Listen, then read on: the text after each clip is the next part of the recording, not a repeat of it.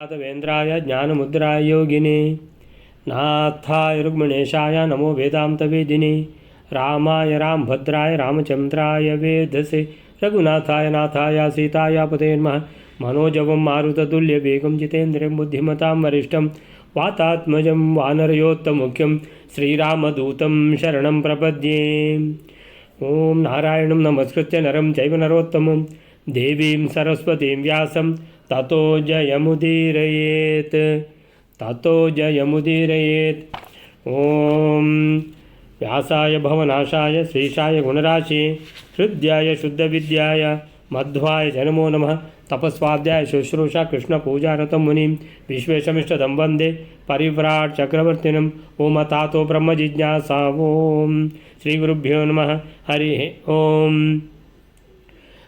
ಗಾಂಧಾರಿ ಬಹಳ ಬೇಗ ಯೋಚನೆ ಮಾಡಿಬಿಟ್ಲು ಅಂತೇಳಿದರೆ ಇಂತಹ ತ್ರಿಲೋಕಗಳಲ್ಲಿಯೂ ಸುಂದರಿಯಾಗಿರುವಂಥ ದ್ರೌಪದಿ ಮನೆಯಲ್ಲಿದ್ದರೆ ದುರ್ಯೋಧನ ಏನಾದರೂ ಕೀಟ್ಲೆ ಮಾಡಿದ್ದನ್ನು ಭೀಮ ನೋಡಿಬಿಟ್ರೆ ಕೊಂದೇ ಬಿಟ್ಟಾನು ಅಂತ ಹೇಳಿಬಿಟ್ಟು ಕುಂತಿಗೆ ಸೂಚ್ಯವಾಗಿ ಹೇಳ್ತಾಳೆ, ಕುಂತಿ ನೀನು ನಿನ್ನ ಮನೆಗೆ ಹೊರಟು ಹೋಗು ಅಂತ. ಕುಂತಿಗೂ ಅದು ಸರಿ ಅಂತ ಕಂಡ ಕಾರಣ ಕುಂತಿ ಹೊರಟು ಹೋಗ್ತಾಳೆ.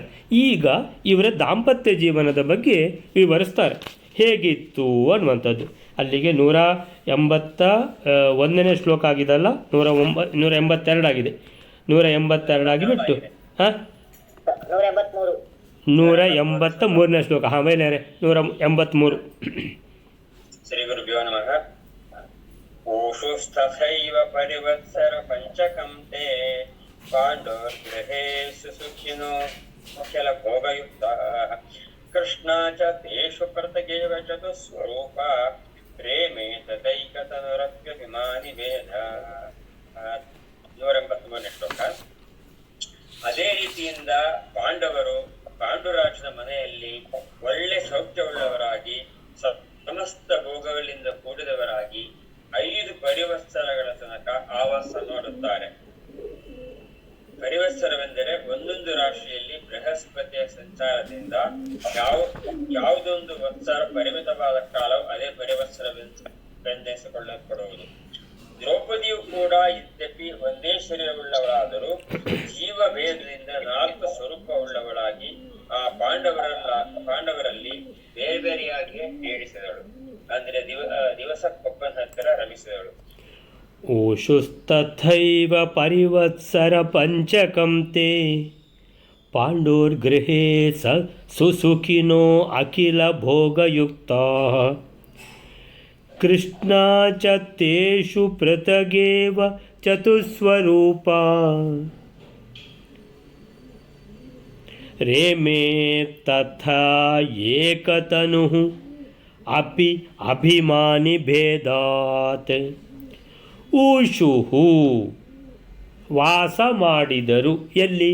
ಆ ಅರಮನೆ ಒಳಗೆ ಪಾಂಡುರಾಜನಿಗೊಂದು ಸಪರೇಟ್ ಪ್ರತ್ಯೇಕವಾದ ಮನೆ ಇದೆ. ಆ ಮನೆಯಲ್ಲಿ ಊಷುಹು ವಾಸ ಮಾಡಿದರು. ತಥಾ ಏವ ಹೀಗೇನೆ ಅಂತೇಳಿದರೆ ಹೇಗೆ ಅಂತೇಳಿದರೆ ಪರಿವತ್ಸರ ಪಂಚಕಂ 5 ವರ್ಷ ವಾಸ ಮಾಡಿದರು. ಪರಿವತ್ಸರ ಪಂಚಕಂ, ಪಂಚ ಅಂದರೆ 5, ಪಂಚಕಂ ಅಂದರೆ 5 ವರ್ಷಗಳು. ಪರಿವತ್ಸರ, ವತ್ಸರ, ಸಂವತ್ಸರ ಅಂತೇಳಿದರೆ ವರ್ಷ, ಪರಿವತ್ಸರ ಅಂತೇಳಿದ್ರು ವರ್ಷನೇ. ಆದರೆ ಸಂವತ್ಸರಕ್ಕೂ ಪರಿವತ್ಸರಕ್ಕೂ ಸ್ವಲ್ಪ ಭೇದ ಇದೆ ಅಂತ ಹೇಳ್ತಾರೆ. ಏನಂತೇಳಿದರೆ ಗುರುಗ್ರಹ ಒಂದು ರಾಶಿಯಿಂದ ಇನ್ನೊಂದು ರಾಶಿಗೆ ಹೋಗುವಂಥದ್ದು ವರ್ಷಕ್ಕೆ ಒಮ್ಮೆ. ನಿಮಗೆ ಗೊತ್ತಿದ್ದ ಹಾಗೆ ಚಂದ್ರ ಅವನು 2.25 ದಿನಗಳಲ್ಲೇ ಒಂದು ರಾಶಿಯಿಂದ ಇನ್ನೊಂದು ರಾಶಿಗೆ ಹೋಗ್ತಾನೆ. ಅಶ್ವಿನಿ ಭರಣಿ ಅವನು ಮೇಷರಾಶಿಯಲ್ಲಿರ್ತಾನೆ. ಕೃತ್ತಿಕಾ ನಕ್ಷತ್ರದ 1 ಪಾದ ಕಳೀತು ಅಂತ ಹೇಳಿದ ಕೂಡಲೇ ಅವನು ವೃಷಭ ರಾಶಿಗೆ ಹೋಗಿಬಿಡ್ತಾನೆ. ಸೊ ಒಂದೊಂದು ದಿವಸಕ್ಕೆ ಒಂದೊಂದು ನಕ್ಷತ್ರ, ಅದು ಗೊತ್ತಿದೆ ನಿಮಗೆ. ಇವತ್ತು ಯಾವ ನಕ್ಷತ್ರ? ಅಶ್ವಿನಿ. ಇವತ್ತು ಅಶ್ವಿನಿ ಅಂತ ಹೇಳಿದ್ರೆ ನಾಳೆ ಭರಣಿ ಅಂತ ಲೆಕ್ಕ. ಸೊ ಅಶ್ವಿನಿ ಭರಣಿ 2 ದಿವಸ ಮಾತ್ರ ಇರುವುದವ, 2.25 ದಿವಸ. ಕೃತ್ತಿಕೆ 1 ಪಾದ ಮುಗೀತು ಅಂತ ಹೇಳಿದ ಕೂಡ ಅವನು 2ನೇ ರಾಶಿಗೆ ಹೋಗಿ ಆಯಿತು, ವೃಷಭ ರಾಶಿಗೆ ಹೋಗಿ ಆಯಿತು. ಯಾರು? ಚಂದ್ರ. ಹಾಗಾದರೆ ಇದು ಚಂದ್ರ ಅಂದಾಯಿತು. ಇದು ಬಹಳ ಎಷ್ಟು ತುಂಬ ಸ್ಪೀಡಾಗಿ ಹೋಗುವಂಥದ್ದು, ವೇಗಯುತವಾಗಿ ಹೋಗುವಂಥ ಗ್ರಹ, ಚಲಿಸುವಂಥ ಗ್ರಹ ಚಂದ್ರ. ನಿಮಗೆ ಆಕಾಶ ನೋಡುವಾಗಲೂ ಸಹ ಗೊತ್ತಾಗ್ತದೆ ಕೆಲವೊಮ್ಮೆ. ಇವತ್ತು ಚಂದ್ರ ಎಲ್ಲಿದ್ದಾನೋ ನಾಳೆ ನೋಡಿದರೆ ಬಹಳ ದೂರ ಹೋಗಿರ್ತಾನೆ ಅಲ್ಲಿಂದ, ಮತ್ತು ನಾಡ್ದು ನೋಡಿದರೆ ಅಲ್ಲಿಂದ ದೂರ ಹೋಗಿರ್ತಾನೆ. ಅದೇ ನೀವು ಬಾಕಿ ಗ್ರಹಗಳನ್ನು ನೋಡಿದರೆ ಕೆಲವೊಂದು ಸಲ ಕಾಣಿಸ್ತದೆ ನಿಮಗೆ, ಅವು ಅಲ್ಲೇ ಮಿನುಗ್ತಾ ಇರ್ತವೆ, ಮರುದಿವಸ ನೋಡಿದರೂ ಅಲ್ಲೇ ಮಿನುಗ್ತಾ ಇರ್ತವೆ. ಸೊ ಹೀಗೆ ಆಯ್ತಲ್ಲ, ಯಾವುದು ಇದು. ಹಾಗೆ ಚಂದ್ರ 2.25 ದಿನದಲ್ಲಿ ಒಂದು ರಾಶಿಯಿಂದ ಇನ್ನೊಂದು ರಾಶಿಗೆ ಹೋದರೆ ತುಂಬ ಮಂದವಾಗಿ ಹೋಗುವವನು ಯಾರು ಅಂದರೆ ಶನಿ. ಅವನು 2.5 ವರ್ಷಕ್ಕೆ ಒಮ್ಮೆ ರಾಶಿ ಚೇಂಜ್ ಮಾಡೋದವನು ಶನಿ. ಅದಕ್ಕೆ ಹೇಳೋದು 7.5 ಶನಿ ಅಂತ. 7.5 ಶನಿ ಅಂದರೆ 7.5 ವರ್ಷದ ಶನಿ ಅಂತ. 7.5 ಯಾಕೆ ಅಂತ ಹೇಳಿದ್ರೆ 2.5, 2.5, 2.5 3 ಸೇರಿಸಿದರೆ 7.5 ಶನಿ ಅಂತ ಆಗೋದು. ಹಾಗಾದರೆ 2.5, 2.5 3 ಸಲ ಏನಂತ ಹೇಳಿದ್ರೆ, ಈಗ ನಿಮ್ಮದು ರಾಶಿ ಈಗ ಮೇಷರಾಶಿ ಅಂತ ಇಟ್ಕೊಳ್ಳಿ. ಮೇಷರಾಶಿ ಅಂತ ಇದ್ದರೆ ಶನಿ ಯಾವಾಗ ಮೀನ ರಾಶಿಗೆ ಬರ್ತಾನೋ ನಿಮಗೆ 7.5 ಶನಿ ಶುರುವಾಯಿತು. ನಿಮ್ಮ ರಾಶಿಯ ಮೊದಲನ ರಾಶಿಗೆ ಬಂದ ಕೂಡಲೇ ನಿಮಗೆ 7.5 ಶನಿ ಶುರುವಾಯಿತು. ಮೀನ ರಾಶಿಯಲ್ಲಿ 2.5 ವರ್ಷ ಇರ್ತಾನೆ, ನಂತರ ಮೇಷರಾಶಿಯಲ್ಲಿ 2.5 ವರ್ಷ ಇರ್ತಾನೆ, ಆಮೇಲೆ ವೃಷಭ ರಾಶಿಯಲ್ಲಿ 2 ವರ್ಷ ಇರ್ತಾನೆ, 2.5 ವರ್ಷ. ಅಂದರೆ ಅಷ್ಟು ಸಮಯ ಕೂಡ ನಿಮಗೆ 7.5 ಶನಿ. ಸೊ ಆ ಥರ. ಸೊ ಇದು ಚಂದ್ರಂದಾಯಿತು, ಶನಿ ಇದ್ದಾಯಿತು. ಅಂದರೆ ಚಂದ್ರ 2.25 ದಿನದಲ್ಲಿ ಒಂದು ರಾಶಿಯಿಂದ ಇನ್ನೊಂದು ರಾಶಿಗೆ ಹೋದರೆ, ಈ ಶನಿ 2.5 ವರ್ಷದಲ್ಲಿ ಒಂದು ರಾಶಿಯಿಂದ ಇನ್ನೊಂದು ರಾಶಿಗೆ ಹೋಗ್ತಾನೆ. ಸರಿ ಅಂತೇಳಿದರೆ ಅತಿ ವೇಗವಾಗಿ ಹೋಗುವವ್ರದ್ದು ನೋಡಿ ಆಯಿತು, ಅತೀ ಮಂದವಾಗಿ ಹೋಗುವ ಶನಿದ್ದು ಕೂಡ ನೋಡಿ ಆಯಿತು. ಹಾಗಾದರೆ ಇನ್ನೀಗ ಗುರು ಇನ್ನು ಮಧ್ಯದಲ್ಲಿದ್ದಾನೆ. ಗುರು ಹೇಗೆ ಅಂತ ಹೇಳಿದ್ರೆ ಒಂದು ರಾಶಿಯಿಂದ ಒಂದು ರಾಶಿಗೆ ಹೋಗಲಿಕ್ಕೆ 1 ವರ್ಷ. ಸೊ ಅದಕ್ಕೆ ಹಾಗಾದರೆ ಇದು ನಮಗೆ ಹೇಗೆ ಗೊತ್ತಾಗ್ತದೆ ಅಂತ ಹೇಳಿದರೆ 7.5 ಶನಿ ಗೊತ್ತಾದ ಹಾಗೆ ಗುರು ಬಲ ಈ ವರ್ಷ ಉಂಟು ಬರುವ ವರ್ಷ ಇಲ್ಲ ಅಂತ. ಅಂದರೆ ಈ ವರ್ಷ ಉಂಟು ಬರುವ ವರ್ಷ ಇಲ್ಲ ಅಂತ ಹೇಳಿದ್ರೆ ಬರುವ ವರ್ಷ ಗುರು ಚೇಂಜ್ ಆಗ್ತಾನೆ ಅಂತ ಲೆಕ್ಕ ಅಲ್ವಾ. ಗುರು ಬಲ ಈ ವರ್ಷ ಇಲ್ಲ ಬರುವ ವರ್ಷ ಬರ್ತದೆ ಅಂತ ಹೇಳಿದರೆ ಹಾಗಾದರೆ ಗುರು ನೆಕ್ಸ್ಟ್ ಇಯರ್ ಚೇಂಜ್ ಮಾಡ್ತಾನೆ ಅಂತಂದರೆ ಪ್ರತಿ ವರ್ಷ ಗುರು ರಾಶಿಯನ್ನು ಬದಲು ಮಾಡ್ತಾನೆ. ಅದಕ್ಕೆ ಹೇಳೋದು ಈ ವರ್ಷ ಇಲ್ಲ ಬರುವ ವರ್ಷ ಇದೆ ಅಂತೆಲ್ಲ ಹೇಳುವಂಥ ಪ್ರತೀತಿ ಅದಕ್ಕೆ ಇರುವಂಥದ್ದು. ಹೀಗೆ ಗುರು ಒಂದು ರಾಶಿಯಿಂದ ಇನ್ನೊಂದು ರಾಶಿಗೆ ಹೋಗಲಿಕ್ಕೆ 1 ವರ್ಷ, ಪ್ರತಿ ವರ್ಷ ಅವನು ರಾಶಿ ಚೇಂಜ್ ಮಾಡ್ತಾನೆ. ಹಾಗೆ ಹೇಳಿದರು. ಇಲ್ಲಿ ಸಂವತ್ಸರ ಅಂತ ಹೇಳುವ ಬದಲಿಗೆ ಪರಿವತ್ಸರ ಅಂತ ಹೇಳಿದರು. ಪರಿವತ್ಸರ ಅಂತ ಹೇಳಿದ್ರೆ ಗುರುಗ್ರಹವು 1 ಒಂದು ರಾಶಿಯಿಂದ ಇನ್ನೊಂದು ರಾಶಿಗೆ ಹೋಗಲಿಕ್ಕೆ ತೆಗೆದುಕೊಳ್ಳುವ 1 ವರ್ಷದ ಸಮಯ. ಹಾಗೆ 5 ವರ್ಷ ಕಳೀತು ಅಂತ. ಸೊ ಗುರು ಯಾವ ರಾಶಿಯಲ್ಲಿದ್ದನೋ ಆ ರಾಶಿಯಿಂದ 2ನೇ ರಾಶಿಗೆ ಹೋಗಿ, 3ನೇ ರಾಶಿಗೆ ಹೋಗಿ, 4ನೇ ರಾಶಿಗೆ ಹೋಗಿ, 5ನೇ ರಾಶಿಯಲ್ಲಿ ಈಗ ಮುಂದೋಗಲಿಕ್ಕೆ ರೆಡಿಯಾಗಿದ್ದಾನೆ. 5 ವರ್ಷ ಆಯಿತು ಅಂತ ಲೆಕ್ಕ. ಹೀಗೆ ಪಾಂಡವರು ದ್ರೌಪದಿಯ ಜೊತೆಗೆ ಅವರ ದಾಂಪತ್ಯ ಜೀವನ 5 ವರ್ಷ ನಡೆಸಿದರು. ತಥಾ ಏವ ಹಾಗೇನೆ ಅಂತೇಳಿದ್ರೆ ಅವಳು ಹೇಳಿದ್ದಾಳೆ, ಕುಂತಿ ನೀನು ಬೇರೆ ಬಿಡಾರ ಇದೆಯಲ್ಲ ನಿಮ್ಮದು ಮನೆ, ಅಲ್ಲಿಗೆ ಹೋಗಿಬೇಡಿ ಅಂತ, ಎಲ್ಲ ಒಟ್ಟಿಗಿರೋದು ಬೇಡ ಅಂತ. ಸೊ ಆದ್ದರಿಂದ ಅಲ್ಲಿಗೆ ಹೋಗಿದ್ದಾರೆ. ಆ ಮನೆಯಲ್ಲಿ 5 ವರ್ಷಗಳು ಕಳೆದವು. ತೇ ಪಾಂಡೋಹೋ ಗೃಹೇ, ಯಾವ ಮನೆಯಲ್ಲಿ ಈಗ ಇದ್ದಾರೆ ಅಂತ ಹೇಳಿದ್ರೆ ಪಾಂಡುರಾಜನ ಮನೆ. ತೇ ಪಾಂಡೋರ್ ಗೃಹೇ ಸುಖಿನೋ ಅಖಿಲ ಭೋಗಯುಕ್ತ ಅಂತೇಳಿದ್ರೆ ಪಾಂಡುವಿನ ಮನೆ, ಪಾಂಡು ಇದ್ದಾಗ ಯಾವ ಮನೆಯಲ್ಲಿದ್ದೋ ಆ ಮನೆಗೆ ಕುಂತಿ ಹೋಗಿದ್ದಾಳೆ. ಅಲ್ಲ ಮೊದಲೇ ಯಾಕೆ ಹೋಗಲಿಲ್ಲ ಅಂತ ಒಂದು ಸಂದೇಹ ಏನಾದರೂ ಬಂದರೆ, ಎಲ್ಲ ಒಟ್ಟಿಗಿದ್ದರೆ ಚಂದ ಅಲ್ವಾ. ಯಾವಾಗಲೂ ಬೇರೆ ಮನೆ ಮಾಡೋದಕ್ಕಿಂತ ಒಟ್ಟಿಗಿದ್ದರೆ ಚಂದ. ಆದರೆ ಇಲ್ಲಿ ಇವಳು ಏನೋ ಒಂದು ಕಾರಣ ಹೇಳಿದ್ಲು, ಸರಿಯಾದ ಕಾರಣ ಅಂತ ಕುಂತಿಗೆ ಕಂಡ ಕಾರಣ. ಹಾಗಾದ್ದರಿಂದ ನಾವು ಬೇರೆ ಮನೆಗೆ ಹೋಗುವಂಥದ್ದು. ಇಂದು ಅವರು ಮದುವೆ ಮಾಡಿಕೊಂಡು ಬಂದರು, ಮನೆ ಬೇರೆ ಮಾಡಿದರು ಅಂತ ಆಗೋದು ಬೇಡ ಅಂತ ಹೋಗಲಿಲ್ಲ. ಸೊ ಆಮೇಲಿಂದ ಕಾರಣ ತಿಳಿದಾಗ ಒಳ್ಳೆಯದು ಹೋದರೆ ಅಂಥೇಳಿ. ಸೊ ಒಳ್ಳೆಯದು ಅಂತೇಳಿದ್ರೆ ಎಲ್ಲ ರೀತಿಯಲ್ಲೂ ಒಳ್ಳೆಯದು. ಹೊಸದಾಗಿ ಮದುವೆ ಆದವರಿಗೆ ಅವರು ಒಂದು ಬೇರೆ ಒಂದು ಮನೆ ಮಾಡ್ಕೊಂಡು ಇರಲಿಕ್ಕೆ ಇಲ್ದಿದ್ರೂ ಇಷ್ಟಪಡ್ತಾರೆ. ಯಾಕಂತ ಹೇಳಿದ್ರೆ ಹೊಸದಾಗಿ ಮದುವೆ ಆಗಿರುವಾಗ ಅವ್ರದ್ದು ಸ್ವಲ್ಪ ಚಲನವಲನಗಳು ಬೇರೆ ಥರ ಇರ್ತದೆ. ದಾಂಪತ್ಯಕ್ಕೆ ಅನುಗುಣವಾಗಿ ಬಹಳ ಒಂದು ಪೀಕ್ ದಾಂಪತ್ಯ ಅಂತ ಹೇಳಿದ್ರೆ ದಾಂಪತ್ಯದ ಒಂದು ಗರಿಷ್ಠ ಮಿತಿ ಅನ್ನೋದು ಇರ್ತದೆ ಅವು ಶುರುವಿನ ವರ್ಷಗಳೆಲ್ಲ. ಅದಕ್ಕೋಸ್ಕರ ಬಾಕಿದ್ದವರಿಗೆ ಅದು ಕಸಿವಿಸಿ ಆಗ್ಬೋದು. ಆ ರೀತಿಯಲ್ಲಿಯೂ ಕೂಡ ಅವರಿಗೂ ಒಂದು ಏನಂತ ಹೇಳಿದ್ರೆ ಒಟ್ಟಿಗೆ ತಾವೇ ಒಂದು ಸಪರೇಟ್ ಇದ್ದರೆ ಒಳ್ಳೆಯದು ಅಂತ ಇರುವ ಕಾರಣ ಎಲ್ಲ ರೀತಿಯಲ್ಲೂ ಒಳ್ಳೆಯದಾಯಿತು ಅಂತ ಬೇರೆ ಬಿಡಾರ ಮಾಡಿದ್ದಾರೆ. ಪಾಂಡುವಿನ ಮನೆಯೇ ಅದು, ಬೇರೆ ಏನಲ್ಲ. ಸೊ ಪಾಂಡೋರ್ ಗೃಹೆ ಪರಿವತ್ಸರ ಪಂಚಕಂ ತೇ ತಥಾ ಏವ ಊಷುಹು ವಾಸ ಮಾಡಿದರು. ಆವಾಗ ಹೇಳ್ತಾರೆ ಸುಸುಖಿನು, ತುಂಬ ಸುಖಮಯವಾದ ದಾಂಪತ್ಯ ಜೀವನವನ್ನು ನಡೆಸಿದರು. ಸುಖಿನೋ, ಸುಖಿನೋ ಅಂತ ಹೇಳಿದರೆ ಸುಖವಾಗಿ ಅಂತ, ಸುಖಿನೋ ಅಂತ ಇನ್ನೊಂದು ಹಾಕಿದರು. ಯಾಕಂತ ಹೇಳಿದ್ರೆ ಬಹಳ ಚೆನ್ನಾಗಿ ಬಹಳ ಸುಖಯುತವಾದ ಸ್ನೇಹಪೂರ್ಣ ವಾತಾವರಣದಲ್ಲಿ ದಾಂಪತ್ಯ ಜೀವನ ನಡೆಯಿತು. ಅಂದರೆ ಇದು ಹೇಳುವಂಥದ್ದು ಮುಖ್ಯ.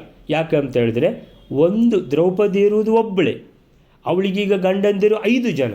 ಸೊ ಆದರೂ ಸುಖಿನೋ ಅಂದರೆ ಯಾವುದೇ ರೀತಿಯ ತೊಂದರೆ ಇಲ್ಲದೆ ಆರಾಮವಾಗಿ 5 ವರ್ಷ ಕಳೆದರು ಅಂತ ಹೇಳಿದರೆ ಅದೊಂದು ಬಹಳ ವಿಶೇಷವಾದ ಸಂಗತಿ. ಸೊ ಸುಖಿನೋ ಅಖಿಲ ಭೋಗಯುಕ್ತಾ, ಎಲ್ಲ ಭೋಗಯುಕ್ತವಾಗಿ ಅಂತೇಳಿದರೆ ಮದುವೆ ಆದ ಮೊದಲಿಗೆ ಎಲ್ಲ ಭೋಗ ಅಂತೇಳಿದರೆ ಈಗ ಮೊದಲು ಒಂದು ಅವರಿಗೆ ಇರಲಿಕ್ಕೊಂದು ಅಲ್ಲಿ ಯಾವ ಮನೇಲಿ ಇರ್ತಾರೋ ಅಂತೇಳಿದರೆ ದಂಪತಿಗಳಿಗಿರಲಿಕ್ಕೆ ಒಂದು ಸಪರೇಟಾದ ಒಂದು ಪ್ರತ್ಯೇಕವಾದ ಒಂದು ಕೋಣೆ, ಅದಕ್ಕೆ ಅಟ್ಯಾಚ್ಡ್ ಬಾತ್ರೂಮು. ಸೊ ಅಲ್ಲಿ ಒಳ್ಳೆಯ ಮಂಚ ಬೇಕಾದಷ್ಟು ದೊಡ್ಡದಿರುವಂಥದ್ದು, ಅದಕ್ಕೆ ಬೇಕಾದಷ್ಟು ದೊಡ್ಡ ಹಾಸಿಗೆ, ಈ ರೀತಿ ಎಲ್ಲ ಭೋಗ ಸಾಮಗ್ರಿಗಳು ಅಂತ ಬಹಳಷ್ಟು ಇವೆ. ಸೊ ಈ ಎಲ್ಲ ಭೋಗ ಸಾಮಗ್ರಿಗಳ ಜೊತೆಗೆ ಆಮೇಲೆ ಸಾಮಗ್ರಿ ಇದ್ದ ಕೂಡಲೇ ಸುಖ ಸಂತೋಷ ಬರ್ತದ? ಹಾಸಿಗೆ ಒಂದು ಫೀಟ್ ದಪ್ಪದ ಹಾಸಿಗೆ ಅಂತ ಹೇಳಿದ ಕೂಡಲೇ ಚೆನ್ನಾಗಿ ನಿದ್ದೆ ಬರ್ತದಂತ ಗ್ಯಾರಂಟಿ ಇದೆಯಾ ಅಂತ ಹೇಳಿದರೆ ಇಲ್ಲ. ಅಂದರೆ ಭೋಗಗಳು, ಭೋಗ ವಸ್ತುಗಳು, ಸಲಕರಣೆಗಳು ಎಲ್ಲ ಇದ್ದರೂ ನಮಗೆ ಪ್ರಾಪ್ತಿ ಇದ್ದರೆ, ಹಣೆಯಲ್ಲಿ ಬರೆದಿದ್ದರೆ ಮಾತ್ರ ಸುಖ ಸಿಗ್ತದೆ. ಇಲ್ಲ ಅಂದರೆ ನಿದ್ದೆ ಬರುವುದಿಲ್ಲ. ಇನ್ಕಮ್ ಟ್ಯಾಕ್ಸ್ನವರ ನೋಟಿಸ್ ಬಂದಿದೆ, ಅವರು ಮಾತಾಡ್ತಿಲ್ಲ ಸಿಕ್ಕಿದಾಗ, ಸೊ ಇವರು ಅಲ್ಲಿ ಸಿಕ್ಕಿ ಏನೋ ಕಣ್ಣು ದೊಡ್ಡದು ಮಾಡಿದರು ಅಂತ ಏನೇನೋ ಕಾರಣಗಳು ಅಂತ ಹೇಳಿದ್ರೆ ನಿದ್ದೆ ಬಾರದಿರಲಿಕ್ಕೆ ಬಹಳಷ್ಟು ಕಾರಣಗಳು. ಸೊ ಆ ಎಲ್ಲ ಕಾರಣಗಳು ಯಾವುದಾದ್ರೂ ಒಂದು ಕಾರಣ ಬಾಧಿಸ್ತಾ ಇರ್ತದೆ, ನಿದ್ದೆ ಬರಲಿಲ್ಲ. ಸೊ ಹಾಗೆ ಅಖಿಲ ಭೋಗಯುಕ್ತ ಅಂದರೆ ಎಲ್ಲ ಭೋಗ ಸಾಮಗ್ರಿಗಳು ಇದ್ದು ದ್ರೌಪದಿ 5 ಜನ ಗಂಡಂದಿರ ಜೊತೆಗೆ ಸುಖವಾಗಿ, ಅತ್ಯಂತ ಸುಖವಾಗಿ ಸುಖಿನಃ ಊಷುಹು ವಾಸ ಮಾಡಿದರು ಅಂಥೇಳಿದರೆ ಬಹಳ ವಿಶೇಷವಾದ ಸಂಗತಿ ಅಂಥೇಳಿದರೆ ಅದು ತೋರಿಸ್ತದೆ. ಏನಂತೇಳಿದರೆ ಅವರು ಗಂಡಂದಿರು, ಅವರು ಬೇರೆ ಯಾರಲ್ಲ, ದೇವತೆಗಳು. ಅತ್ಯಂತ ಶುದ್ಧವಾದ ಪರಿಶುದ್ಧವಾದ ಜೀವನ ನಡೆಸುವಂಥವರು. ದ್ರೌಪದಿ ಕೂಡ ಅವಳು ಎಲ್ಲಿಂದ ಹುಟ್ಟಿದ್ದವಳು? ಯಜ್ಞಕುಂಡದಿಂದ ಹುಟ್ಟಿದವಳು, ಅತ್ಯಂತ ಪವಿತ್ರಳವಳು. ಅಂದರೆ ತ್ರಿಲೋಕ ಸುಂದರಿ ಆದರೂ ಅಂದರೆ ಯಾವುದೇ ರೀತಿಯ ತೊಂದರೆ ಇಲ್ಲದೆ 5 ಜನರ ಜೊತೆಗೆ ಹೇಗಿತ್ಲಪ್ಪ ಅಂತ ಹೇಳಿದರೆ, ಅಂದರೆ ಬಹಳ ಲೌಕಿಕ ದೃಷ್ಟಿಯಿಂದ ನೋಡಿದರೆ ಬಹಳ ಒಂದು ಏನು ಆಶ್ಚರ್ಯ ಆಗಬೇಕು.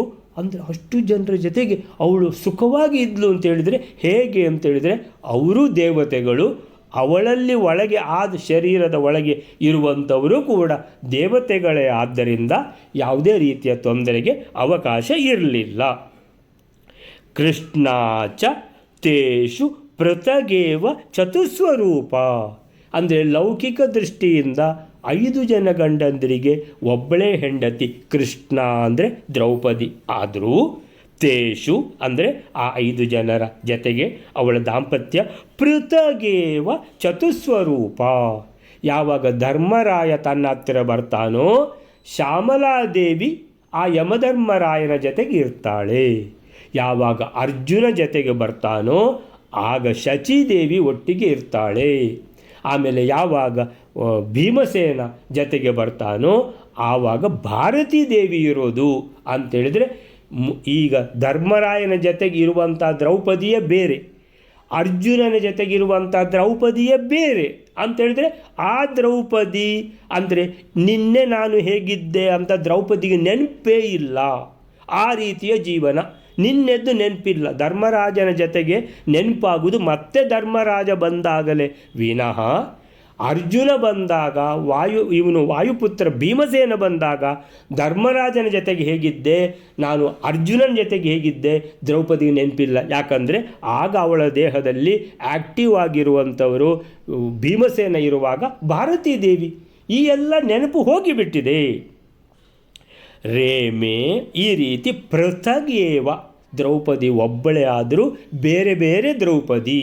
ಪೃಥಕ್ ಏವ, ಪೃಥಕ್ ಅಂದರೆ ಬೇರೆ ಬೇರೆ. ಅವಳು ಪ್ರತ್ಯೇಕ, ಅವಳು ಬೇರೆಯೇ. ನಿನ್ನೆ ಇದ್ದವಳು ಇವತ್ತಲ್ಲ, ಇವತ್ತಿದ್ದವಳು ನಾಳೆ ಅಲ್ಲ. ಈ ರೀತಿ ಪೃಥಗೇವ ಚತುಸ್ವರೂಪ, 4 ಸ್ವರೂಪಗಳು. ಯಾಕಂತೇಳಿದ್ರೆ ಅಶ್ವಿನಿ ದೇವತೆಗಳು ನಕುಲ ಸಹದೇವರಿಗೆ ಉಷಾದೇವಿ ಒಬ್ಬಳೇ. ಸೊ ಹಾಗೆ 4 ರೂಪದಲ್ಲಿ 5 ಜನ ಗಂಡಂದರ ಜೊತೆಗೆ ಅವಳು ವಿಹರಿಸಿದಳು, ದಾಂಪತ್ಯ ಜೀವನ ನಡೆಸಿದಳು. ರೇಮೆ ವಿಹರಿಸಿದಳು, ದಾಂಪತ್ಯ ಜೀವನ ನಡೆಸಿದಳು. ತಥಾ ಏಕತನುಹು ಅಂದರೆ ಹೇಗೆ ಅಂತೇಳಿದರೆ, ಏಕತನುಹು ಶರೀರ ಒಂದೇ, ಏಕತನು. ಅಪಿ ಆದರೂ ಅಭಿಮಾನಿ ಭೇದಾತ್, ಅಭಿಮಾನಿ ಅಂತ ಹೇಳಿದರೆ ಧರ್ಮರಾಜ ಬರುವಾಗ ಶ್ಯಾಮಲಾದೇವಿ ಜೊತೆಗಿರುವುದು ಅಂತೇಳಿದರೆ, ಶ್ಯಾಮಲಾದೇವಿಗೆ ಬಾಕಿ ದೇವಿಯರದ್ದು ನೆನಪಿಲ್ಲ. ಯಾಕಂದರೆ ಅವಳಿಗೆ ಅವಳದು ಮಾತ್ರ ನೆನಪು. ಆಮೇಲೆ ಶಚಿದೇವಿ ಬಂದಾಗ ಶಚಿದೇವಿಗೆ ಶಚಿದೇವಿದು ಮಾತ್ರ ನೆನಪು. ಅಂದರೆ ಅರ್ಜುನ ಯಾವಾಗ 4 ದಿವಸದ ಹಿಂದೆ ಬಂದಿದ್ದ ಅಂತ ಹೇಳುವಾಗ ಅದು ನೆನಪಿರ್ತದೆ. ಬಾಕಿ 3 ದಿವಸದ್ದು ನೆನಪಿಲ್ಲ. ಯಾಕೆ ಅಂತೇಳಿದರೆ ಶಚಿದೇವಿಗೆ ಗೊತ್ತೇ ಇಲ್ಲ ಬಾಕಿ 3 ದಿವಸ ಏನಾಗಿದೆ ಅಂತ. ಸೊ ಶಚಿದೇವಿಗೆ ಗೊತ್ತಿರೋದು ಅವಳದು ಮಾತ್ರ. ಸೊ ಆ ರೀತಿಯಲ್ಲಿ ಹಾಗೆ ಶ್ಯಾಮಲಾದೇವಿಗೆ ಗೊತ್ತಿರೋದು ಅವಳದು ಮಾತ್ರ. ಧರ್ಮರಾಜ ಮೊದಲು ಯಾವಾಗ ಇದ್ದದ್ದು ಅಂತೇಳಿದರೆ ಸೋಮವಾರ ಬಂದಿದ್ದ ಅಂತ. ಆಮೇಲೆ ಈಗ ಶುಕ್ರವಾರ ಬಂದ ಅಂತೇಳಿದರೆ ಶ್ಯಾಮಲಾದೇವಿಗೆ ಗೊತ್ತಿರೋದು ಸೋಮವಾರದ ಸಂಗತಿ ಮಾತ್ರ. ತನ್ನ ಜೊತೆಗಿದ್ದದ್ದು ಸೋಮವಾರ ಯಾರು, ಧರ್ಮರಾಜ. ಮತ್ತು ಶುಕ್ರವಾರ ಬಂದ ಅಥವಾ ಗುರುವಾರ ಬಂದ ಅಂತೇಳಿದರೆ 4 ದಿವಸ ಹೋದ ಮೇಲೆ ಬರೋದು ಶುಕ್ರವಾರನೇ ಬರಬೇಕು. ಸೊ ಶುಕ್ರವಾರ ಬಂದ ಅಂತೇಳಿದರೆ ಆವಾಗ ಸೋಮವಾರದ್ದು ನೆನಪು ಮಾತ್ರ ವಿನಃ ಬಾಕಿ ದೇವಿಯರದ್ದು ಶ್ಯಾಮಲಾ ದೇವಿಗೆ ಕನೆಕ್ಷನ್ ಇಲ್ಲ. ಅಲ್ಲ ಇದೆಲ್ಲ ಹೇಗೆ ರೀ ಅಂದರೆ, ಒಂದೇ ಶರೀರ ಇದ್ದರೂ ಇದೆಲ್ಲ ಹೇಗೆ ಅಂತ ಹೇಳಿದ್ರೆ, ಈ ದೇವಿಯರು ಈ ಥರ ಏನಾದರೂ ಗೊಂದಲ ಆಗಬಹುದು ಅಂತ ಮೊದಲೇ ಯೋಚಿಸಿ ಭಾರತೀ ದೇವಿ ಹತ್ರ ಹೋಗಿದ್ದಾರೆ ಅವರು. ಶಾಪ ಸಿಕ್ಕಿದ ಕೂಡಲೇ, ಭಾರತೀಯಮ್ಮ ನೀವು ನಮ್ಮ ಜೊತೆಗಿರಬೇಕು, ನೀವು ನಮ್ಮ ಜೊತೆಗಿದ್ದರೆ ಮಾತ್ರ ಇದೆಲ್ಲ ಸರಿಯಾಗೋದು ಅಂತ ಭಾರತೀ ದೇವಿಯದ್ದು ತಪಸ್ಸು ಮಾಡಿ ಭಾರತೀ ದೇವಿಯನ್ನು ಒಲಿಸಿಕೊಂಡು ಭಾರತೀ ದೇವಿಯನ್ನು ತಮ್ಮ ಜೊತೆಗೆ ಇರಿಸಿಕೊಂಡಿದ್ದಾರೆ. ಈ ಎಲ್ಲ ನೋಡಿಕೊಳ್ಳೋದು ಯಾರಂದರೆ ಭಾರತೀ ದೇವಿ. ಇವರಿಗೆ ಯಾವುದೇ ನೆನಪು ಅಂದರೆ ಶಚಿದೇವಿಗೆ ಅವಳದು ಮಾತ್ರ ನೆನಪು, ಎಲ್ಲ ಭಾರತೀ ದೇವಿ ಇದನ್ನು ನೋಡಿಕೊಳ್ಳೋದು ಅಂತ. ಸೊ ಈ ರೀತಿ ಅಭಿಮಾನಿ ಭೇದಾತ್, ಬೇರೆ ಬೇರೆ ದೇವಿಯರು ಅವರವರ ನಿಯತ ಪತಿಗಳ ಜೊತೆಗೆ ರೇಮೆ ಈ ರೀತಿ ವಿಹರಿಸಿದರು. ಎಷ್ಟು ವರ್ಷ ಅಂದರೆ ಪರಿವತ್ಸರ ಪಂಚಕಂ. 183ನೇ ಶ್ಲೋಕಕ್ಕೆ ಏನು ಹೇಳ್ತಾರೆ ಪ್ರಭಂಜನಾಚಾರ್ಯ ನೋಡುವ. ಪಾಂಡವರು ಹಾಗೆ ಪಾಂಡುರಾಜನ ಮನೆಯಲ್ಲೇ 5 ಪರಿವತ್ಸರಗಳ ಕಾಲ ಅತ್ಯಂತ ಸುಖಿಗಳಾಗಿ ಸುಸುಖಿನೋ ಸಕಲ ಭೋಗಗಳಿಂದ ಕೂಡಿದವರಾಗಿ ಅಖಿಲ ಭೋಗಯುಕ್ತಾಹ ಕೂಡಿದವರಾಗಿ ಯುಕ್ತಾಹ. ಸೊ ವಾಸಿಸಿದರು. ಊಷುಹು ಅಂದರೆ ವಾಸಿಸಿದರು. ದ್ರೌಪದಿಯು ಒಂದೇ ದೇಹದವಳಾದರೂ ಏನು ತಥಾ ಏಕತನು ಅಪಿ, ಏಕತನು ಅಂದರೆ ಒಂದೇ ಶರೀರ ಆದರೂ ಅಭಿಮಾನಿ ಭೇದಾತ್, ತನ್ನ ಒಳಗಿರುವಂತಹ ದೇವಿಯರು ಬೇರೆ ಬೇರೆ.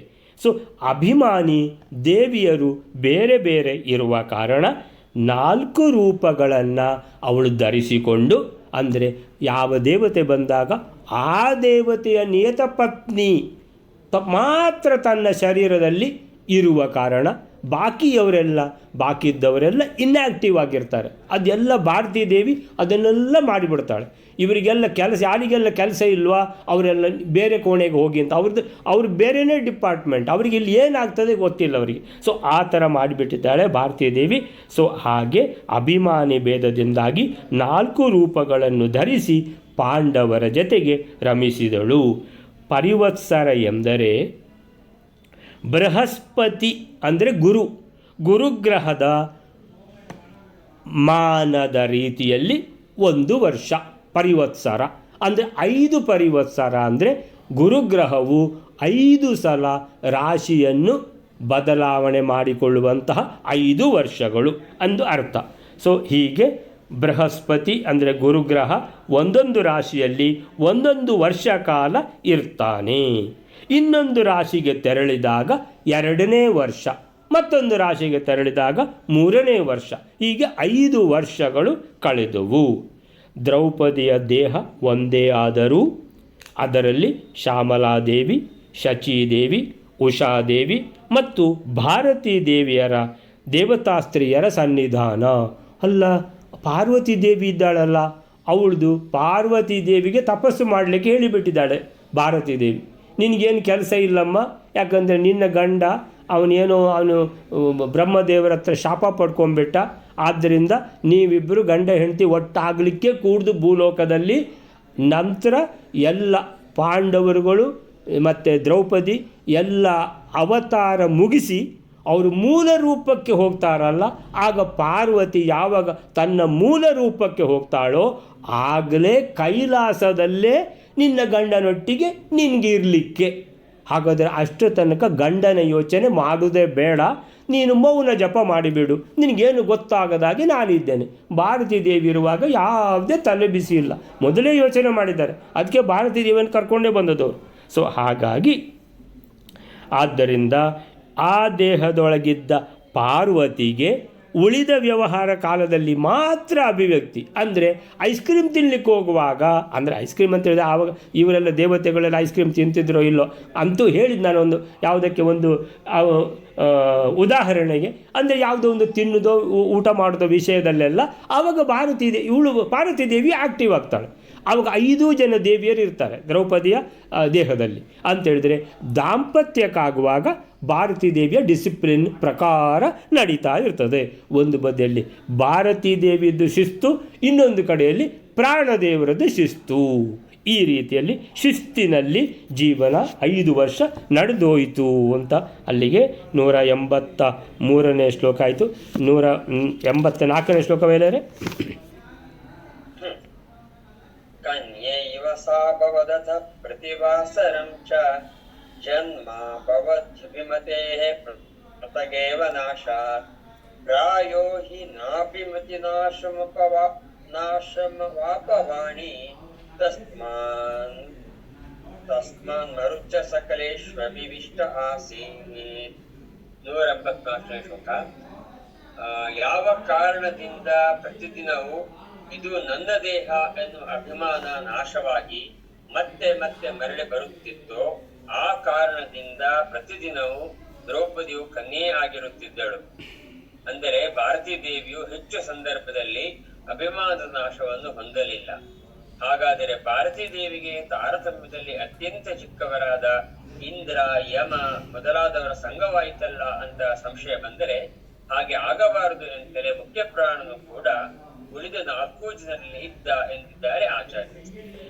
ಕನ್ಯೇವ ಸಾ ಅಭವತ್ ಅತಃ ಪ್ರತಿವಾಸರಂಚ ಜನ್ಮ ಅಭವತ್ ಹಿ ಅಭಿಮತೇಃ ಪೃಥಗೇವ ನಾಶಾತ್ ಪ್ರಾಯೋ ಹಿ ನಾಭಿಮತಿ ನಾಶಂ ಅವಾಪವಾಣಿ ತಸ್ಮಾತ್ ಮರುತ್ ಚ ಸಕಲೇಶು ಅಭಿವಿಷ್ಟ ಆಸೀತ್.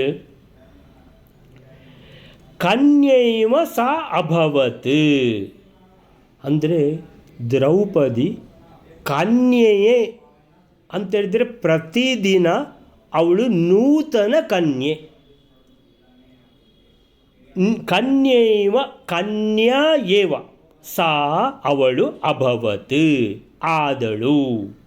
ಅಲ್ಲ ಇವತ್ತು ಧರ್ಮರಾಜ ಬಂದು ಹೋಗಿದ್ದಾನೆ, ನಾಳೆ ವಾಯುದೇವರು ಯಾರು ಭೀಮಸೇನ ಬಂದದ್ದು ಅಂತೇಳಿದ್ರೆ ಭೀಮಸೇನನಿಗೆ ಅವಳು ನೂತನ ಕನ್ಯೆ. ಅಲ್ಲ ನೆಕ್ಸ್ಟ್ ಡೇ ಶಚೀದೇವಿ ಅವತಾರದಲ್ಲಿ ಅರ್ಜುನ ಬಂದಿದ್ದಾನೆ ಅಂತ ಹೇಳುವಾಗ ಅವಳು ನೂತನ ಕನ್ಯೆ ಶಚೀದೇವಿ. ಹೀಗೆ ಕನ್ಯೇವ ಸಾ ಅಭವತ್, ಅವಳು ಪ್ರತಿದಿನ ನೂತನ ಕನ್ಯೆ. ಈ ಥರ ಎಲ್ಲಿ ಅಂತೇಳಿದರೆ ಮೋಕ್ಷ ಸಿಕ್ಕಿದಾಗ ಆ ಸುಖ ಅದು ಶಾಶ್ವತವಾದ ಸುಖ. ಅಲ್ಲಿ ಅಂತೇಳಿದರೆ ಆ ನಿಯತ ಪತಿ ಪತ್ನಿಯರು ಅವರು ಮೋಕ್ಷದಲ್ಲಿ ಅಲ್ಲಿ ಏಜ್ ಆಗೋದು ಅಂತಲೇ ಇಲ್ಲ. ನಿತ್ಯ ತಾರುಣ್ಯ ಅಂತ ಇದೆಲ್ಲ ನಾವು ಮಧ್ವವಿಜಯದಲ್ಲಿ ಓದಿದ್ದೇವೆ ಒಂದು ಅಧ್ಯಾಯ ಪೂರ್ತಿ. ಅಂದರೆ ನಿತ್ಯ ತರುಣರು, ಪ್ರತಿದಿನ ಅವಳು ನೂತನ ಕನ್ಯೆ. ಇದು ಮೋಕ್ಷದಲ್ಲಿ ಮಾತ್ರ. ಅದಕ್ಕೆ ಮೋಕ್ಷ ಅಂತ ಹೇಳಿದರೆ ಅತ್ಯಂತ ಪರಮ ಸುಖ ಅದು ಅಂತ. ನಿತ್ಯ ಕನ್ಯೆ ಅಂತೇಳಿದರೆ ಯಾವುದೂ ಒಂದು ತಲೆ ಬಿಸಿ ಆಗಲಿ ಏನಿಲ್ಲ ಅಂತೇಳಿದರೆ ಭಗವಂತನ ದರ್ಶನ ಆಗ್ತಾ ಇರ್ತದೆ, ಆ ಮನಸ್ಸು ಶುದ್ಧ ಇರ್ತದೆ, ಯಾವುದೇ ಯೋಚನೆಗಳಿಗೆ ಅವಕಾಶವೇ ಇಲ್ಲ. ಏನು ಕೇಳಿದರೂ ಪ್ರತಿಯೊಂದು ಇರ್ತದೆ ಮೋಕ್ಷದಲ್ಲಿ. ಯಾವುದು ಎಲ್ಲಿ ತಂದೆ ತಾಯಿಯನ್ನು ನೋಡ್ಬೇಕಂತ ಹೇಳಿದರೆ ಪಿತೃಲೋಕವೇ ಬಂದುಬಿಡ್ತದೆ, ತಂದೆ ತಾಯಿ ಕಾಣಿಸ್ತಾರೆ, ಅವ್ರು ಆ ಕಡೆ ಈ ಕಡೆ ಹೋಗೋದು ಊಟ ಮಾಡೋದು ಪ್ರತಿಯೊಂದು ಕೂಡ. ಸೊ ಪ್ರತಿಯೊಂದು ಕೂಡ ಕೇಳಿದ್ದೆಲ್ಲ ಸಿಗುವಂಥ ಲೋಕ. ಅಲ್ಲಿ ನಿಯತ ಪತಿ ಪತ್ನಿಯರು ಅವರು ತರುಣ ತರುಣಿಯರೇ ಸದಾ ಕನ್ಯೆ. ಈಗ ಹೇಗೆ ದ್ರೌಪದಿಯೋ ಅದು ಮೋಕ್ಷದಲ್ಲಿ ನಮಗೆ ಸುಖ ಸಿಗಬಹುದು, ಆದರೆ ದ್ರೌಪದಿಗೆ ಮಾತ್ರ ಈ ಭೂಲೋಕದಲ್ಲೇ ಆ ರೀತಿಯ ಸೌಖ್ಯ ಈ 5 ದೇವತೆಗಳಿಗೆ ಸಿಕ್ಕಿದೆ. ಕನ್ಯೇವ ಸಾ ಅಭವತ್, ಅವಳು ಕನ್ಯೆಯೇ ಆಗಿದ್ದಳು. ಅತಃ ಪ್ರತಿವಾಸರಂ, ಪ್ರತಿದಿನ, ಪ್ರತಿವಾಸರ, ಸಂವತ್ಸರ ಅಂದರೆ ಅದು ಬೇರೆ, ವತ್ಸರ ಬೇರೆ, ವಾಸರ ಬೇರೆ. ವಾಸರ ಅಂದರೆ ಈಗ ಇವತ್ತು ಭೌಮ ವಾಸರ, ನಾಳೆ ಯಾವುದು ಬುಧವಾಸರ, ಯಾವುದಾವುದು ಇದಕ್ಕೆ ಸೌಮ್ಯ ವಾಸರ, ಬೃಹಸ್ಪತಿ ವಾಸರ, ಭಾರ್ಗ ವಾಸರ, ಸ್ಥಿರ ವಾಸರ, ಭಾನುವಾಸರ, ಹೀಗೆ. ಸೊ ಇಂದು ವಾಸರ, ಹೀಗೆ ಪ್ರತಿದಿನ ವಾಸರ. ಸಂವತ್ಸರ ಬೇರೆ, ವಾಸರ ಬೇರೆ. ಪ್ರತಿದಿನ, ಪ್ರತಿವಾಸರಂ ಅಂದರೆ ಪ್ರತಿದಿನ ಅವಳು ನೂತನ ಕನ್ಯೆ. ಜನ್ಮ ಅಭವತ್ ಹಿ ಅಭಿಮತೆ ಪೃಥಗೇವ ನಾಶಾತ್. ಜನ್ಮ ಅಭವತ್ ಅಂದರೆ ಪ್ರತಿದಿನ ಅವಳು ನೂತನ ಕನ್ಯೆಯಾಗಿ ಹುಟ್ಟಿದ ಹಾಗೆ. ಜನ್ಮ ಅಭವತ್ ಅಂದರೆ ನೂತನ ಜನ್ಮ ಬಂತು, ಜನ್ಮ ಅಭವತ್. ಹಿ ಖಂಡಿತ, ಅಭಿಮತೆ ಪೃಥಗೇವ ನಾಶಾತ್ ಅಂತೇಳಿದ್ರೆ ಹಿಂದಿನ ದಿನದ್ದು ಪೂರ್ತಿ ಹೋಗಿಬಿಟ್ಟಿದೆ, ಝೀರೋ ಆಗಿಬಿಟ್ಟಿದೆ, ಅಂಡು ಅಂತೇಳಿದರೆ ಹಿಂದಿನ ದಿವಸದ್ದು ಏನು ಇವತ್ತು ನೆನಪಿಲ್ಲ, ಹೊಸ್ತು. ಸೊ ಅಭಿಮತೆ ಪೃಥಗೇವ ಕಂಪ್ಲೀಟ್ ಬೇರೆಯೇ, ಪೃಥಕ್ ಏವ ನಾಶಾತ್. ನಾಶ ಆತ್ ಯಾವುದು? ನಾಶ ಆಗಿದೆ ಯಾವುದು? ಹಿಂದಿನ ದಿವಸದ್ದು, ಅಂದರೆ ಹಿಂದಿನದೆಲ್ಲ ನಾಶ ಆಗಿದೆ. ಅಂದರೆ ಶಚೀದೇವಿಗೆ ಅವಳ ಹಿಂದಿನ ದಿವಸದ್ದು ನೆನಪಿರಬಹುದು. ಹೊಸ ಕನ್ಯೆ ಅಂತ ಹೇಳಿದರೂ ಕೂಡ ಶಚೀದೇವಿಗೆ ಅವಳ ಹಿಂದಿನ ದಿವಸ ನೆನಪಿರಬಹುದು, ಅಥವಾ ಅದು ಸಹ ನೆನಪಿಲ್ವ ಅದು ಗೊತ್ತಿಲ್ಲ. ಅಂತೂ ಈ ರೀತಿ ಹೇಳ್ತಾ ಇದ್ದಾರೆ, ಅವಳು ಪ್ರತಿದಿನ ನೂತನ ಕನ್ಯೆ ಅಂದರೆ ನೂತನ ಶಚೀದೇವಿಯಾಗಿ ಬರ್ತಾಳೆ ಅರ್ಜುನನ ಹತ್ತಿರ, ಆ ಥರನೂ ಇರ್ಬೋದು. ಸೊ ಜನ್ಮ ಅಭವತ್ ಆಯಿತಾ, ಅಭಿಮತೆ ಪೃಥಗೇವ ನಾಶಾತ್. ಆ ಹಿಂದಿನ ದಿವಸದ ಅಭಿಮಾನ ಇಲ್ಲ, ಇವತ್ತು ಹೊಸ ಅಭಿಮಾನ. ಅಂದರೆ ನಮಗೆ ಹೊಸ ಶರೀರ ಹಾಕಿದಾಗೆ, ನಮಗೆ ಹೊಸ ಒಂದು ಡ್ರೆಸ್ ಹಾಕಿದ್ರೇ ಅಂತೇಳಿದರೆ ಅಂದರೆ ಡ್ರೆಸ್ ಅಂತೇಳಿದರೆ ಎಲ್ಲ ಕಂಪ್ಲೀಟ್ ಡ್ರೆಸ್ ವಸ್ತು ಆಗಬೇಕಲ್ವ. ಸೊ ಆ ರೀತಿ ಅಂತ ಸೀರೆ ಮಾತ್ರ ಉಟ್ಟರೆ ಸಾಕಾಗೋದಿಲ್ಲ, ಲಂಗವು ವಸ್ತು, ಪ್ರತಿಯೊಂದು ವಸ್ತು. ಹಾಗೆ ಜನ್ಮ ಅಭವತ್ ಅಭಿಮತೆ ಪೃಥಗೇವ ನಾಶಾತ್, ಶರೀರವೇ ಹೊಸ್ತು. ಸೊ ಪ್ರಾಯೋಹಿ ನಾ ಅಭಿಮತಿ ನಾಶಂ ಅವಾಪವಾಣಿ. ಆದರೆ ಭಾರತೀ ದೇವಿ ಇದ್ದಾಳಲ್ಲ, ಹೌದು ಅಲ್ಲ, ಭಾರತೀ ದೇವಿ ಪ್ರತಿ ದಿವಸ ಏನಾಗ್ತದೆ ಪ್ರತಿಯೊಂದು ಅವಳು ನೋಡ್ಕೊಳ್ಬೇಕಲ್ಲ, ಶಿಸ್ತು, ಹೌದು ನೋಡ್ಕೊಳ್ಬೇಕು. ಹಾಗಾದರೆ ಶಚೀದೇವಿಯ ಜೊತೆಗಿರುವಾಗ ಭಾರತೀ ದೇವಿ ನೋಡ್ತಾ ಇದ್ದಾಳಲ್ವಾ ಅಂತ ಸಂಶಯ ಬಂದರೆ, ಪ್ರಾಯೋಹಿ ನಾ ಅಭಿಮತಿ ನಾಶಂ ಅವಾಪವಾಣಿ. ಭಾರತೀ ದೇವಿಗೆ ಅಭಿಮತಿ ನಾಶಂ ನ ಅವಾಪ, ಅವಳಿಗೆ ಅಭಿಮಾನ ನಾಶ ನ ಅವಾಪ ಆಗಲಿಲ್ಲ. ಭಾರತೀ ದೇವಿಗೆ ಯಾವಾಗಲೂ ಅವಳು ಎಚ್ಚರದಲ್ಲಿರ್ತಾಳೆ. ಹಾಗಾದರೆ ಎಂಥದ್ರಿ ಇದು? ಭಾರತೀ ದೇವಿ ಎದುರುಗಡೆ ಶಚಿದೇವಿ ಹಾಗೇನಾ ಅಂತ ಹೇಳಿದ್ರೆ, ತಸ್ಮಾತ್ ಮರುತ್ ಚ ಸಕಲೇಶು ಅಭಿವಿಷ್ಟ ಆಸೀತ್ ಅಂತೇಳಿದರೆ ನೋಡ್ಕೊಳ್ಳೋರು 2 ಜನ ಇದ್ದಾರೆ. ಆ ಸೈಡಿಂದ ಭಾರತೀ ದೇವಿ ಆದರೆ ಈ ಕಡೆಯಿಂದ ವಾಯುದೇವರು. ಸೊ ಭಾರತೀ ದೇವಿಯೂ ಪರಿಶುದ್ಧಳು, ಏನು ನೋಡಿದರೂ ಅವಳಿಗೆ ಏನೂ ಗೊತ್ತಾಗದೇ ಇರುವಂತಹ ಅಂತಹ ವಿಶೇಷವಾದ ಒಂದು ಪಾವಿತ್ರ್ಯ ಇರುವಂತಹ ಆ ಭಾರತೀ ದೇವಿ. ಇಲ್ಲಿ ವಾಯುದೇವರು ಅದೇ ರೀತಿ ಅದಕ್ಕಿಂತಲೂ ಜಾಸ್ತಿ ಏನಂತ ಹೇಳಿದರೆ ಪೂರ್ತಿ ಪವಿತ್ರರು. ಆದರೂ ಭಾರತೀ ದೇವಿ ಸದಾ ಅವಳು ಜಾಗೃತೆಯಲ್ಲಿ ಇರ್ತಾಳೆ. ಯಾಕಂದರೆ ಎಲ್ಲ ವಿದ್ಯಮಾನಗಳನ್ನೆಲ್ಲ ಅವಳು ಅದನ್ನೆಲ್ಲ ಶಿಸ್ತನ್ನು ನೋಡಿಕೊಳ್ಳುವುದು ಭಾರತೀ ದೇವಿ ಅಂತ ಹೇಳುವಾಗ ಅವಳಿಗೆ ಯಾವಾಗಲೂ ಮರೆಯುವುದಂತೆ ಇಲ್ಲ, ಅವಳಿಗೆ ಅಭಿಮಾನ ನಾಶ ಆಗುವುದಂತಿಲ್ಲ ಅಂತ ಹೇಳುವಾಗ ವಾಯುದೇವರು ಕೂಡ ಈ 4-5 ಜನರ ದೇಹದಲ್ಲಿಯೂ ಸಹ ವಾಯುದೇವರ ಆವೇಶ ಇದೆ. ಅಲ್ಲಿ ಭಾರತೀ ದೇವಿ ಜಾಗೃತ ಇರುವಾಗ ಇಲ್ಲಿ ವಾಯುದೇವರು ಜಾಗೃತ ಇರ್ತಾರೆ ಅಂತೇಳಿದರೆ, ಭಾರತೀ ದೇವಿ ಜಾಗೃತೆ ಇದ್ದು ವಾಯುದೇವರ ಜೊತೆಗೆ ಅವಳಿರ್ತಾಳೆ. ಅಂದರೆ ಇಲ್ಲಿ ಶಚೀದೇವಿಯರ ಜೊತೆಗೆ ಅರ್ಜುನ ಅಲ್ಲಿ ಏನು ಮಾಡ್ತಾರೆ, ಅವರಿಗದು ಸಂಬಂಧ ಇಲ್ಲ ಅಂತೇಳಿದರೆ ಶಿಸ್ತು ನೋಡ್ಕೊಂಡಿರ್ತಾರೆ. ಅವಳು ವಾಯುದೇವರ ಜೊತೆಗೆ ಸದಾ ಇರ್ತಾಳೆ. ಭಾರತೀ ದೇವಿ ವಾಯುದೇವರ ಜೊತೆಗೆ ಅಂದರೆ ಭೀಮಸೇನನ ಜೊತೆಗೆ ಸದಾ ಇರ್ತಾಳೆ ಅಂತೇಳಿದರೆ ವಾಯುದೇವರ ಆವೇಶ ಇರುವ ಕಾರಣ ಅಂತೇಳಿದರೆ ಇಲ್ಲಿ ವಾಯುದೇವರು ಭಾರತೀ ದೇವಿ ಜೊತೆಗೆ ಇರ್ತಾಳೆ ಅಂತ. ಶರೀರಕ್ಕಾಗುವಾಗ ಭೀಮಸೇನ ಅಂದರೆ ಬಾಕಿ ದೇವರ ಜೊತೆಗಿರುವಾಗ ಭೀಮಸೇನ ಬರಲಿಕ್ಕಾಗೋದಿಲ್ಲ. ಸೊ ಆದ್ದರಿಂದ ವಾಯುದೇವರ ಆವೇಶ ಭಾರತೀ ದೇವಿಯ ಆವೇಶ ಅವರು ಒಟ್ಟಿಗೆ ಇರುವ ಕಾರಣ ಇಲ್ಲಿ ಯಾವುದೇ ರೀತಿಯ ತೊಂದರೆಗಳಿಗೆ ಚಾನ್ಸ್ ಇಲ್ಲ. ಅಲ್ಲದಿದ್ದರೂ ಭಾರತೀ ದೇವಿ ಮತ್ತು ವಾಯುದೇವರು ಅತ್ಯಂತ ಪರಿಶುದ್ಧರಾಗಿರುವಾಗ ಆದರೂ ದೇಹದಲ್ಲಿ ಅದೇ ಅಭಿಮಾನ ಅದೇ ದೇಹದಲ್ಲಿರುವ ಕಾರಣ ಈಗ ಭಾರತೀ ದೇವಿ ಇರುವಾಗ ಆವೇಶ ಆ ಆವೇಶಕ್ಕೆ ಇಲ್ಲಿ ವಾಯುದೇವರ ಆವೇಶ ಕೂಡ ಈ 5 ಜನರಲ್ಲಿ ಇರುವ ಕಾರಣ ಏನಾಯಿತು ಅಂತೇಳಿದರೆ ಯಾರ ಜೊತೆಗೆ ಇರಲಿ ಭಾರತೀ ದೇವಿ ಮಾತ್ರ ವಾಯುದೇವರ ಜೊತೆಗೆ ಇರುವ ಕಾರಣ ಯಾವ ಅಭಿಮಾನಕ್ಕೂ ಕುಂದುಕೊರತೆ ಬರುವುದಿಲ್ಲ. ಅದಕ್ಕೋಸ್ಕರ ತಸ್ಮಾತ್ ಮರುತ್ ವಾಯುದೇವರು ಸಕಲೇಶು ಅಭಿವಿಷ್ಟ ಆಸೀತ್. ಎಲ್ಲ ಪಾಂಡವರಲ್ಲಿಯೂ ಕೂಡ ಇನ್ನು 4 ಜನರಲ್ಲಿಯೂ ಕೂಡ ಅಂದರೆ 5 ಜನರಲ್ಲಿಯೂ ಕೂಡ ವಾಯುದೇವರು ಆವೇಶ ಆಗಿದ್ದಾರೆ. ಹೇಗಾದರೂ ಭೀಮಸೇನ ಅಂದರೆ ವಾಯುದೇವರದ್ದೇ ಅವತಾರ ಆದ ಕಾರಣ ಇನ್ನು 4 ಜನರಲ್ಲಿಯೂ ಕೂಡ ವಾಯುದೇವರು ಸದಾ ಇದ್ದಾರೆ. ಅಲ್ಲಿ ಭಾರತೀ ದೇವಿ ದ್ರೌಪದಿಯ ದೇಹದಲ್ಲಿ ಸದಾ ಜಾಗೃತರಾಗಿರ್ತಾಳೆ. ಸದಾ ಜಾಗೃತ ಭಾರತೀ ದೇವಿಗೆ ಸದಾ ಜಾಗೃತ ವಾಯುದೇವರು ಅಲ್ಲಿ ಅವರಿಬ್ಬರು ಒಟ್ಟಿಗಿರೋ ಕಾರಣ ಇಲ್ಲಿ ದಾಂಪತ್ಯಕ್ಕೆ ಯಾವುದೇ ತೊಂದರೆ ಇಲ್ಲ ಅನ್ನುವಂಥದ್ದನ್ನು ಹೇಳ್ತಾ ಇದ್ದಾರೆ. ಈ 184ನೇ ಶ್ಲೋಕಕ್ಕೆ 184ಕ್ಕೆ ಹೇಳ್ತಾರೆ, ದ್ರೌಪದಿ ಪ್ರತಿದಿನವೂ ಕನ್ಯೆಯೇ ಆಗುತ್ತಿದ್ದಳು. ಪ್ರತಿದಿನವೂ ಪ್ರತಿವಾಸರಂ ಸಾ ದ್ರೌಪದಿ ಕನ್ಯಾಯೇವ ಅಭವತ್. ಅವಳು ಕನ್ಯೆಯೇ ಆಗುತ್ತಿದ್ದಳು. ಪ್ರತಿದಿನದಲ್ಲೂ ದೇಹಾಭಿಮಾನಿಗಳು ಪ್ರತ್ಯೇಕವಾಗಿ, ನಿನ್ನೆಯ ದೇಹಾಭಿಮಾನಿ ಯಾರು? ನಿನ್ನೆ ಅರ್ಜುನ ಬಂದದ್ದು ಶಚೀದೇವಿ ಇವತ್ತಿಲ್ಲ. ಇವತ್ತು ಯಾರು ಬರೋದು? ವಾಯುದೇವರಿಗೆ ಭಾರತೀ ದೇವಿ ಅಂತಾದರೆ, ಅಥವಾ ಅಶ್ವಿನಿ ದೇವತೆಗಳಿಗೆ ಉಷಾದೇವಿ ಅಂತಾದರೆ ಹಿಂದಿನ ದಿನದೆಲ್ಲ ಮರ್ತು ಹೋಗಿ ನಾಶ ಆಗಿ ಹೋಗಿದೆ. ಆದ್ದರಿಂದ ಇವತ್ತು ಅವಳು ಹೊಸ ಕನ್ಯೆ.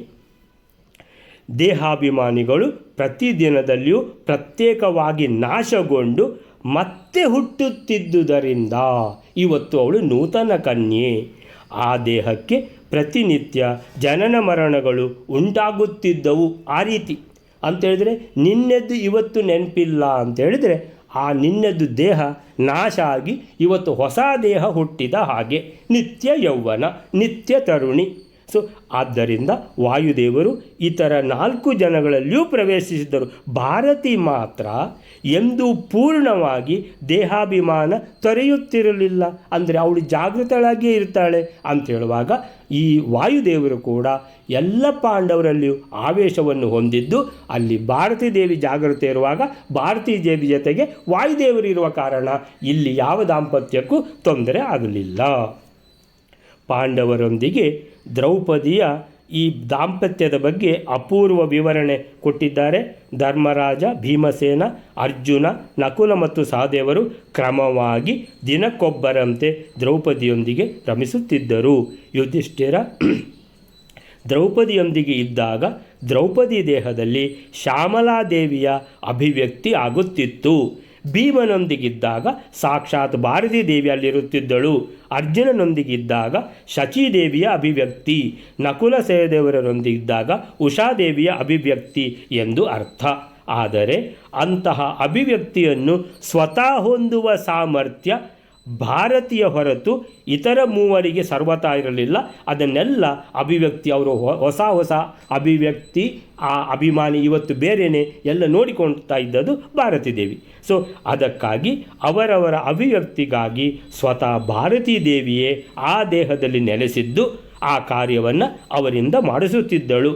ಹೀಗಾಗಿ ಭಾರತಿ ಸದಾ ಆ ದೇಹದಲ್ಲಿ ಸನ್ನಿಹಿತಳಾಗಿ ಇರುತ್ತಿದ್ದಳು. ಅದರಿಂದಾಗಿ ಯುಧಿಷ್ಠಿರಾದಿಗಳಲ್ಲೂ ಸಹ ಭಾರತೀ ಪತಿತ್ವಕ್ಕಾಗಿ ವಾಯುದೇವರು ಒಂದೊಂದು ರೂಪದಿಂದ ಆ ಕಾಲದಲ್ಲಿ ವಿಶೇಷವಾಗಿ ಸನ್ನಿಹಿತರಾಗುತ್ತಿದ್ದರು. ಅಲ್ಲ, ಈಗ ಶಚಿದೇವಿ ಜೊತೆ ಇರುವಾಗ ಅಲ್ಲ ಭಾರತೀ ದೇವಿ ಕೂಡ ಜಾಗೃತೆ ಇದ್ದಾಳಲ್ಲ ಅಂತ ಹೇಳಿದ್ರೆ, ಆ ಭಾರತೀ ದೇವಿಗೆ ಶಚಿದೇವಿ ಹತ್ರ ಈಗ ಯಾರು ರಮಿಸ್ತಾ ಇರುವಂಥದ್ದು ಅರ್ಜುನ ಅಂತಾದರೆ, ಅರ್ಜುನನ ಒಳಗೆ ವಾಯುದೇವರ ಆವೇಶ ಇದ್ದು ವಾಯುದೇವರು ಭಾರತೀ ದೇವಿ ಅವ್ರದ್ದು ಸಪ್ರೇಟ್, ಅಂತೇಳಿದರೆ ಅವರು ಸಪ್ರೇಟ್ ಇದ್ದಾರೆ ಇಬ್ಬರು. ಅಂದರೆ ಈ ದಾಂಪತ್ಯಕ್ಕೆ ತೊಂದರೆ ಇಲ್ಲ. ಆದ್ದರಿಂದ ಹೀಗೆ ಆಯ್ತಲ್ಲ, ಅವರೆಲ್ಲರೂ ಆಯ್ತಲ್ಲ. ನೆಕ್ಸ್ಟ್ ಏನಾಯಿತು? ಹೀಗೆ ಪ್ರತಿದಿನ ಅವಳಿಗೆ ದೇಹೋತ್ಪತ್ತಿ ಆಗ್ತಿತ್ತು. ಹಿಂದಿನ ದೇಹ ನಾಶ ಆಗಿ ಇವತ್ತು ಹೊಸ ದೇಹ, ನೂತನ ಕನ್ಯೆ ದ್ರೌಪದಿ. ಹೀಗೆ ಜೀವರಿಗೆ ದೇಹೋತ್ಪತ್ತಿ ಎಂದರೆ ದೇಹಾಭಿಮಾನ. ನಿನ್ನೆದ್ದು ನೆನಪಿಲ್ಲ, ಇವತ್ತಿದ್ದು ಮಾತ್ರ ನೆನಪು ಅಂತೇಳಿದರೆ ನಿನ್ನೆಯ ಅಭಿಮಾನ ಹೋಗಿದೆ ದೇಹದ ಮೇಲಿದ್ದು. ಅಂದರೆ ಅದು ನಾಶ ಆಗಿ ಇವತ್ತಿದ್ದು ಮಾತ್ರ ಅಭಿಮಾನ ನೆನಪಿರೋದು. ಅಂದರೆ ನಿನ್ನೆದ್ದು ನಾಶ ಆಗಿ ಹೋದ ಹಾಗೆ. ಅದರಂತೆ ಅಭಿಮಾನ ನಾಶವೇ ಮರಣ. ಅಂದರೆ ದ್ರೌಪದಿ ಸಾಯ್ತದೆ ಇದ್ದದಂತಲ್ಲ, ಆ ನಿನ್ನೆಯ ಇದು ನೆನಪು ನಿನ್ನೆ ನಾಶ ಆಗಿ ಇವತ್ತು ಹೊಸತ್ತು. ಆ ರೀತಿಯಲ್ಲಿ ಅದರಿಂದಾಗಿ ಪ್ರತಿದಿನ ಇತರ ದೇವಿಯರು ಅಲ್ಲಿ ಅಭಿಮಾನವನ್ನು ಹೊಂದಿ ತೆರಳುತ್ತಿದ್ದರು. ಇವತ್ತು ಶಚಿದೇವಿ ಅಂತಾದರೆ ಶಚಿದೇವಿ ಇವತ್ತು ಅರ್ಜುನನೊಟ್ಟಿಗಿದ್ದು ಮುಗೀತು. ಇವತ್ತಿನ ನಾಳೆಗಾಗುವಾಗ ಏನು ದ್ರೌಪದಿಗೆ ಅದು ಯಾವುದು ನೆನಪಿಲ್ಲ. ನಾಳೆದು ಹೊಸ್ತು. ಆ ರೀತಿಯಲ್ಲಿ ಹೀಗಾಗಿ ಅವರಿಗೆ ಪ್ರತಿದಿನ ಜನನ ನಡೆದು ಅವರು ಪ್ರತಿದಿನ ನಿನ್ನೆದ್ದೆಲ್ಲ ನಾಶ ಆಗಿ ಇವತ್ತು ಹೊಸತು ಹುಟ್ಟಿದ ಹಾಗೆ ಅವಳು ಹೊಸ ನೂತನ ಕನ್ಯೆ ಆಗುತ್ತಿದ್ದಳು. ಹೀಗೆ ಆಮೇಲೆಲ್ಲ ಹೇಳಿದ್ದಾರೆ, ಪ್ರತಿನಿತ್ಯ ಮಾನಸ ವಿಧಿಯಿಂದ ಇವತ್ತು ಯಾರು ನಿಯತಪತಿ ಬಂದಿದ್ದಾರೋ ಅವರ ಜೊತೆಗೆ ಹೊಸ ವಿವಾಹ ಸಂಸ್ಕಾರ ನಡೆದ ಹಾಗೆ. ಅಂದರೆ ಕನ್ಯೆ ಅಂತ ಹೇಳಿದಾರಲ್ಲ, ನೂತನ ಕನ್ಯೆ ಅಂತೇಳಿದರೆ ಇವತ್ತು ಮದುವೆಯಾಗಿ ಗಂಡ ಹೆಂಡತಿ ಒಟ್ಟಿಗಿರುವಾಗ ಹೇಗೆ ನೂತನ ಕನ್ಯೆಯೋ ಹಾಗೆ ಪ್ರತಿದಿನ ನೂತನ ಕನ್ಯೆ ಅಂತ. ಹೀಗಾಗಿ ಅವರಿಗೆ ಪರಪುರುಷ ಸಂಸ್ಕಾರ ಅನ್ನುವಂಥದ್ದಿಲ್ಲ. ಪ್ರತಿಯೊಬ್ಬರಿಗೂ ಅವರ ನಿಯತಪತಿಯರ ಜೊತೆಗೆ ಮಾತ್ರ ಹಾಗೆ ಜಾಗೃತ ಇರುವ ಭಾರತೀ ದೇವಿ ಆವೇಶದಲ್ಲಿ ಅವಳು ಮುಖ್ಯ ಪ್ರಾಣನ ಇಲ್ಲಿ ಆವೇಶ ಅವರು ಜೊತೆಗಿರುವ ಕಾರಣ ದಾಂಪತ್ಯವು ಯಾವುದೇ ದೋಷ ಇಲ್ಲದೆ ಚೆನ್ನಾಗಿ ಸುಸೂತ್ರವಾಗಿ ನಡೆಯಿತು ಅನ್ನುವಂಥದ್ದನ್ನು ವಿವರಿಸಿದ್ದಾರೆ. ಅಲ್ಲಿಗೆ ಇವತ್ತಿನ ನಿಲ್ಲಿಸ್ಕೊಳ್ಳೋಣ. ಶ್ರೀಕೃಷ್ಣ ಅರ್ಪಣ ವಸ್ತು.